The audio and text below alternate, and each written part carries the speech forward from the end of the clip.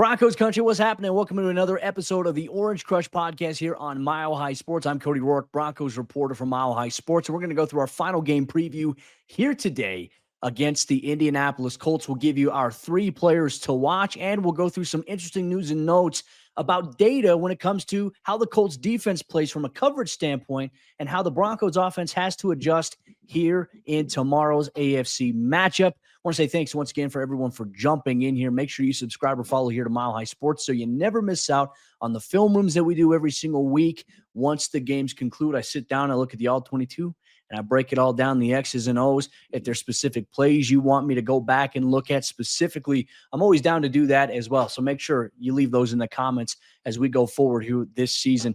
Let's get into it here. Let's get into some housekeeping notes for the Broncos ahead of tomorrow's matchup against the Indianapolis Colts here. The final injury report here. Good news is coming here for the Broncos. Now, obviously, tight end Evan Ingram, who left Sunday's game last week with a calf injury, he was a limited participant in Wednesday's practice, but then upgraded to full participation on Thursday and Friday. He's off the injury report.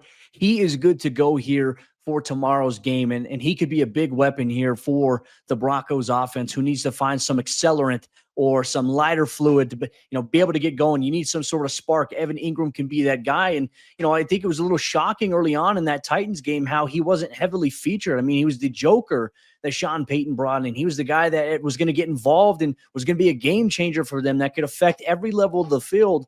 The Broncos didn't heavily feature him the way that I think that we should have seen there. So I imagine that could change this week, specifically against the Colts. They have Zaire Franklin at linebacker, and he is a guy that flows sideline to sideline. He's their best defensive player, and he's one of many really good defensive players there. So attacking the middle of the field is going to be a very important factor this week here for the Broncos offense. So Evan Ingram is good to go. Alex Singleton, thumb injury, good to go as well. Obviously, we know he had surgery during training camp. He broke a part of his thumb, had surgery to repair it, and he actually revealed this week that he broke another part of that same thumb. So he's going to be casted up here for a while until that gets to where it needs to be. But this is a different part of the same exact thumb, not going to require surgery, so he's going to club it up.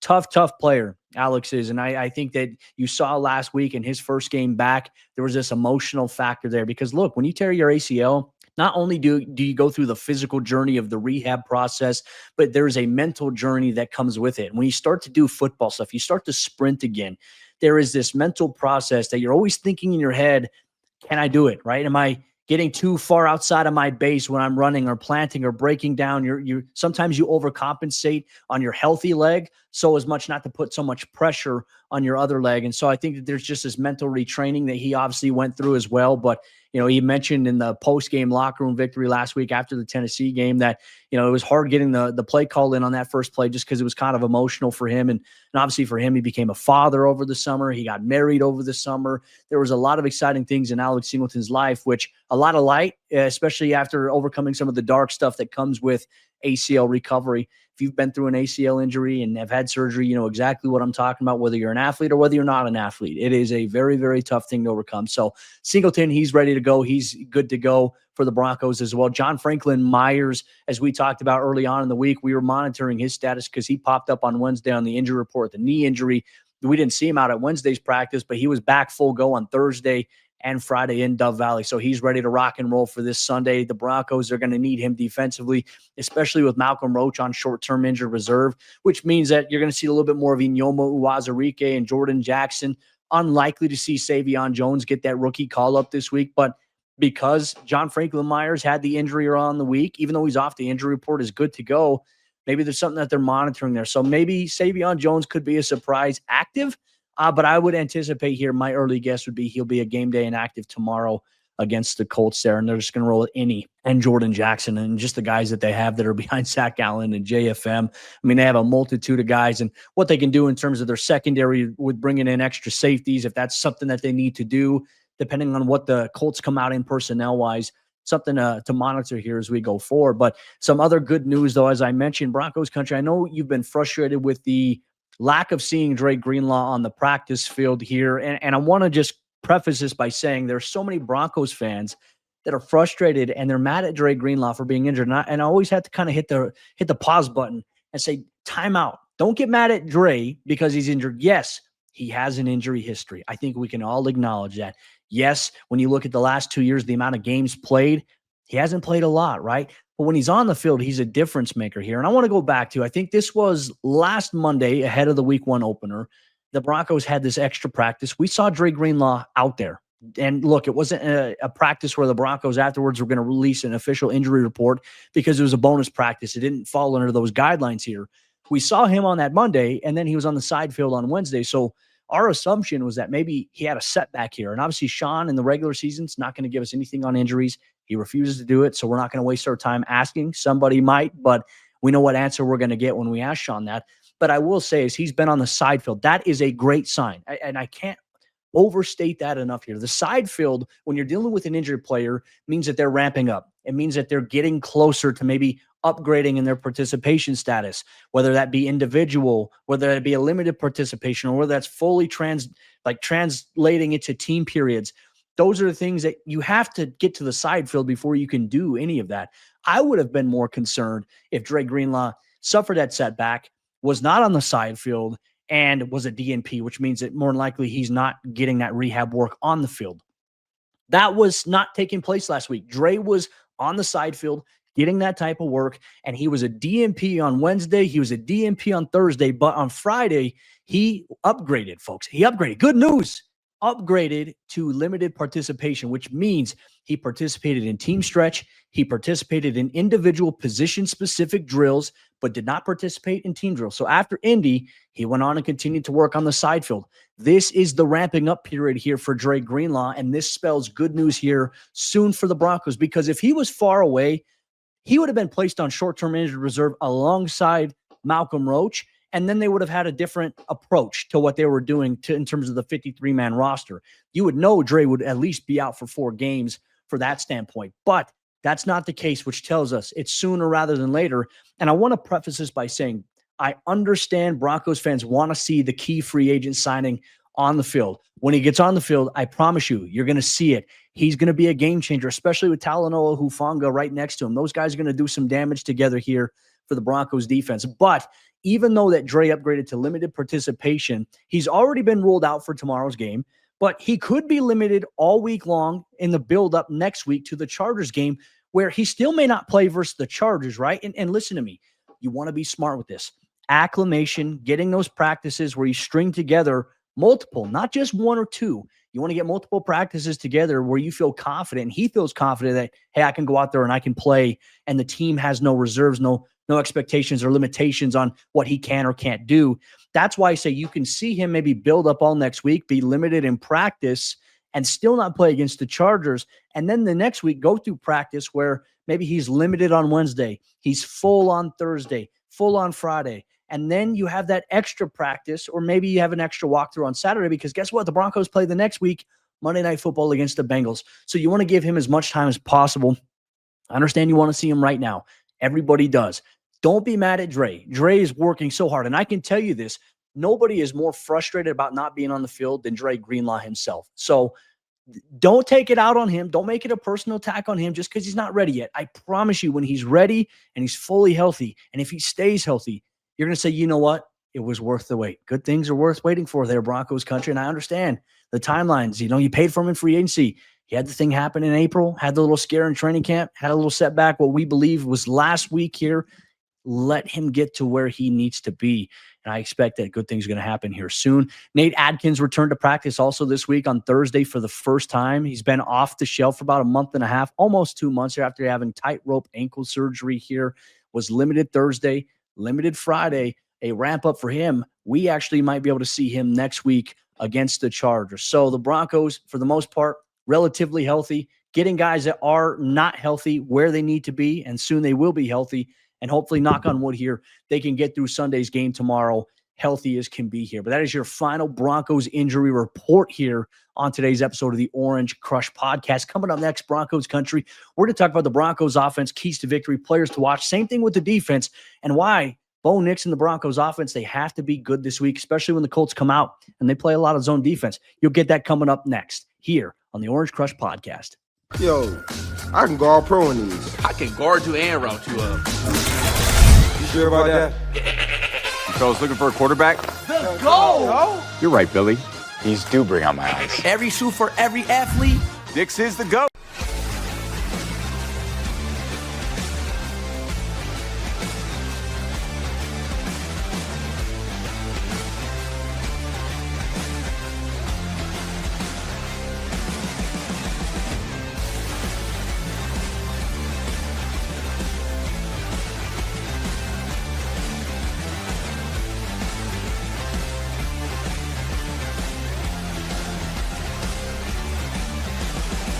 We're going to get into our 3 players to watch here for Sunday's game against the Indianapolis Colts. Just want to say thank you once again, Broncos country, for hanging out with us here at Mile High Sports. The Orange Crush podcast is a brand new thing with myself, Rachel Vigil. You'll get me on the Saturday episodes, but you'll get us Mondays and Wednesdays here. So make sure you're subscribed here on YouTube at Mile High Sports here. Let's get into our 3 players to watch here for Sunday's game against the Colts. I think first and foremost, everyone's going to have their eyes here on Bo Nix. Can the Broncos' second-year quarterback bounce back after a rough performance last week against the Tennessee Titans, who the Titans, they ran a lot of zone defense. They played a lot of cover 2 and a lot of cover 3, and the zone defense and some of the disguises that they executed, they kind of put the Broncos in a tough spot. Now, granted, you look at the performance of the offense, I think after a rough performance, when you look at Bo from the passing game, there was some frustration that Bo had there, but there are a lot of dirty hands here. And that's something that Sean Payton will tell you. He even said it this week that there were some things he felt like as a play caller,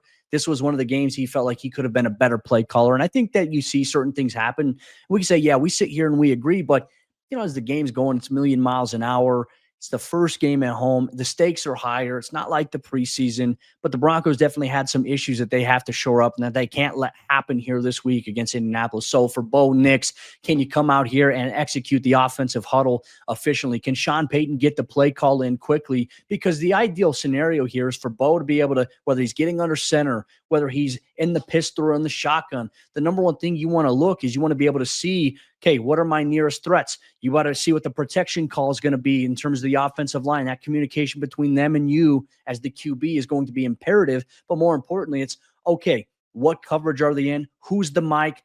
Where's the potential blitz coming from? The Indianapolis Colts, if you watch them on film here, they do a lot of moving around here. They don't like to just stay stagnant. They like to move their guys, show them blitzing, dropping them back into coverage. Sometimes they'll drop them back pre-snap, and then they'll send quite a few. But this Colts defense is predominantly a zone defense type of D, and they run a lot of cover 2, a lot of cover 3, a cover 6, which is a variation of cover 3 and cover 2 to different sides of the field here. And in terms of the data here, the Colts last week against Miami, they were playing zone cover 76.1% according to True Media and according to some of the other stats out there, compared to just 21.7% man coverage. So they're not manning up a lot. Primarily, they're playing zone on first, second, and third down. There are a couple times where they sent a cover 0 blitz, which means that everyone's got a man up there, but that's a small percentage. They felt like that they did a really good job with their secondary, though they are banged up a little bit. They will be without Travarius Ward, who's in concussion protocol. Cornerback Jalen Jones is another one that is going to be out for this game here for the Colts. And then Leatu Latu has got a hamstring injury, defensive lineman, a pass rusher for them. He's questionable. We'll see where he's at come tomorrow's game. But, Bo Nix is going to have his, eyes. He's going to have to bring his A game here, because not only, look, you got Kenny Moore playing the safety position back there. He's kind of this float around guy that does a little bit of everything. They're very good at what they do, and it starts at the linebacker position at that second level, Zaire Franklin. Then you look at the defensive line, you got Samson Ebukam, who last week against the Miami Dolphins, he had 3 quarterback hits. He had 1 sack. He's a guy who's got a high motor, can't create pressure. Oh, and then there's DeForest Buckner, folks, who we all know back at his time at San Francisco. I'm an Oregon Ducks guy, so I know all about DeForest Buckner.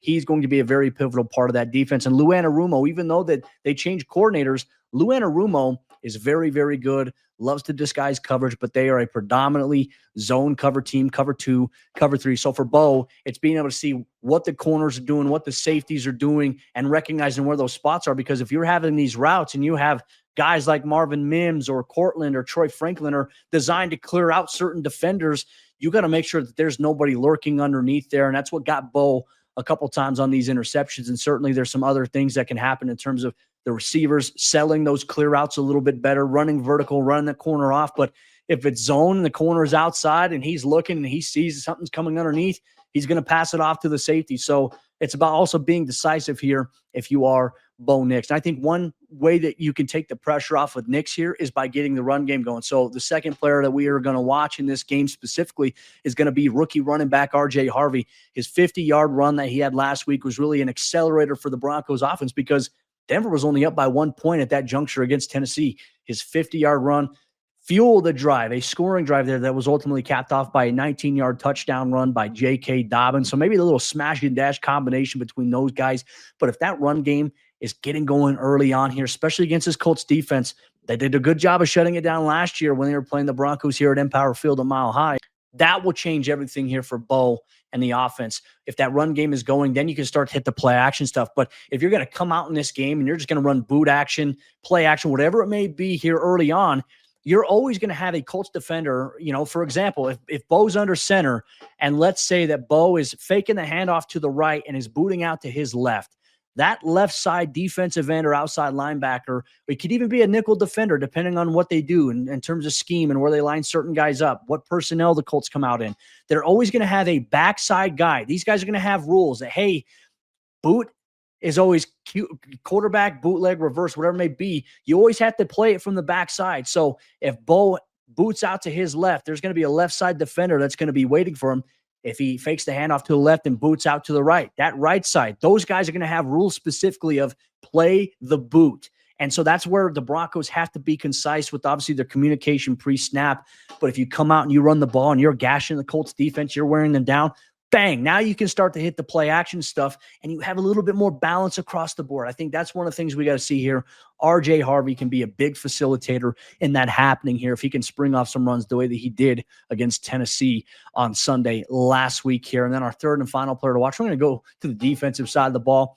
Riley Moss is going to be our player to watch this week because Pat Surtain, obviously the reigning, defending, undisputed NFL Defensive Player of the Year, didn't see a lot of action against the Tennessee Titans last week. The Colts offense, they have a plethora of wide receivers. Adonai Mitchell, you obviously got Alec Pierce, you got Josh Downs. You've also got Michael Pittman Jr., who is their best wide receiver, I believe. And then you have the addition of Tyler Warren, who's this real joker that Shane Steichen has added to this Colts offense. And if you watched him in week 1 against Miami, he was used like a joker. He was their best player. And Daniel Jones was dishing and diming and finding ways to get him the football. And especially on third down, they'd even hand the ball off to him on third down. So you're going to have to factor in, if you're Vance Joseph, are you going to match up Pat against Michael Pittman? You're going to match him up against, obviously, Tyler Warren. And if you do that, who's going to match up with the other guys? Well, the other corner that's not named Pat Surtain is Riley Moss. So we anticipate in this game, he's probably going to see a lot of action and some downfield targets. So can he continue to make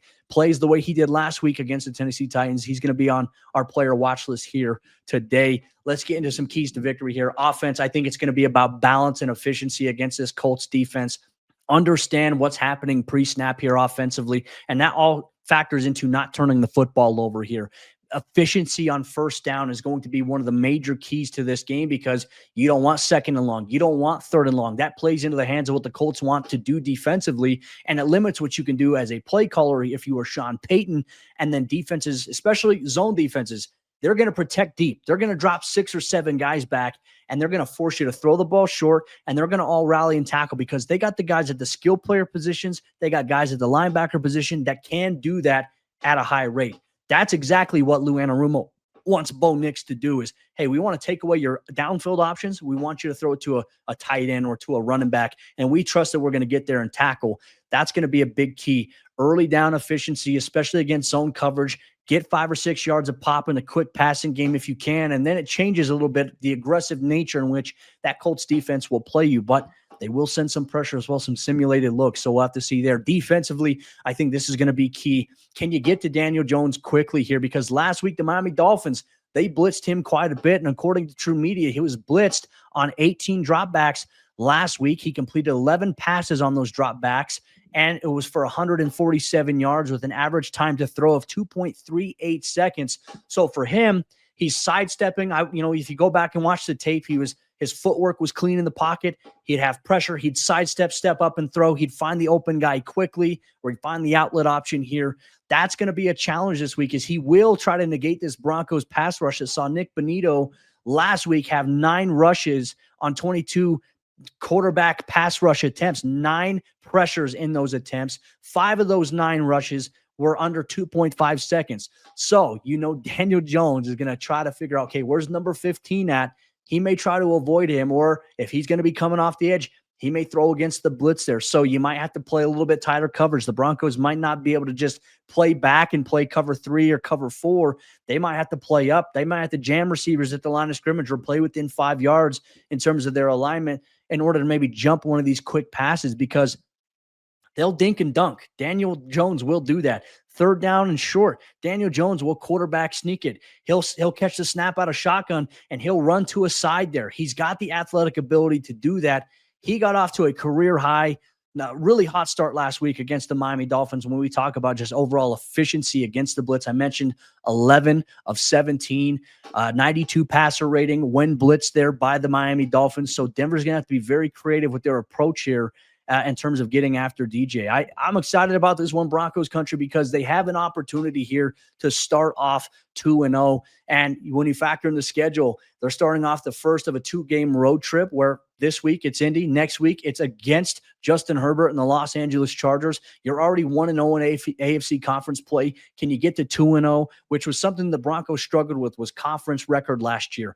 That was a huge issue for them, and it almost kept them out of the playoffs here. But now, early on, against a young team that looks good after week 1, like the Colts, who were in the playoff hunt last year, you have a chance, if you get this victory, to hold a potential tiebreaker over them down the stretch of the season, where you may, in fact, need it in the tough AFC conference that is. And then you have a chance to have a really, really big game against Justin Herbert and the Chargers. Those guys are going to be coming off of a shorter week because they're going to play on Monday Night Football this week. So take care of business here, Broncos country. With that said, we'll go through our recap, Rachel V. Hill and myself, on Monday's Orange Crush podcast. Make sure you hit the subscribe button here on Mile High Sports YouTube page. We got you covered Mondays, Wednesdays, and Saturdays here specifically. Also, be sure to check out our written work, milehighsports.com. I've got you covered almost every single day, multiple articles throughout the day, exclusive interviews. And here on YouTube, you also get the exclusive film breakdowns. We look at the Broncos offense, we look at the Broncos defense, and more. And we're always open. If there's a specific play that you want broken down, play of the week, we can figure out how to do it. Just make sure you let us know. Make sure you comment here on YouTube. With that said, Broncos country, we'll see you next time for the Orange Crush podcast.